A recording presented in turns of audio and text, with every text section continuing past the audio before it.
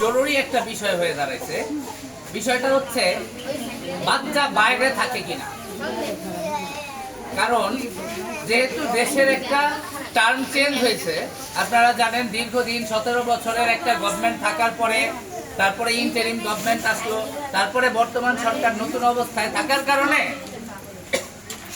আসলে ঘরের শত্রু বিভীষণ বলতে একটা কথা আছে না, আমাদের বাংলাদেশকে বহির্বিশ্বে খারাপ আকারে তুলে ধরার জন্য একটা চক্র সবসময় চেষ্টা করতে থাকে। আর এখন ওই চক্রটার মেইন টার্গেট হচ্ছে বাংলাদেশের নিরাপত্তা ব্যবস্থাকে হালকা করে দেওয়া। আর এইটার সবচেয়ে জলজ্যান্ত প্রমাণ হচ্ছে বিভিন্ন দুর্ঘটনা, কিন্তু এখন অনাকাঙ্ক্ষিত দুর্ঘটনা ঘটতেছে।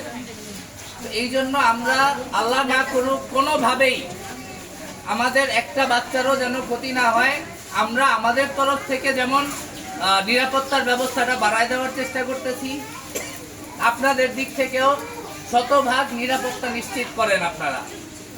আপনারা চাকরি করেন, বাইরে থাকেন, সব ঠিক আছে, কিন্তু বাড়িতে এমন একজনকে পুরা বাড়ির মধ্যে